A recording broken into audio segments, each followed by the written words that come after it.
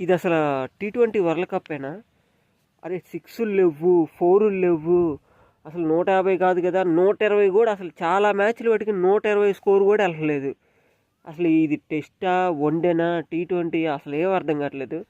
ఆ యుఎస్లో పిచ్చులేందు మళ్ళీ వాటికి 200 కోట్ల రూపాయలు వెచ్చించారంట ఆ పిచ్చుల కోసం.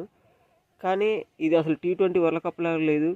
మన ఐపీఎల్లో మరీ దారుణంగా 280, 270, 260, మ్యాక్సిమం ప్రతి టీం 200 పైనే స్కోర్లు కొట్టింది.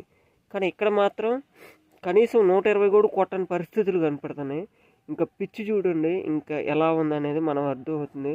పెద్ద పెద్ద బ్యాట్స్మెన్లు కూడా కనీసం సిక్స్లు కొట్టడానికి ప్రయత్నించి అవుట్ అవుతున్నారు.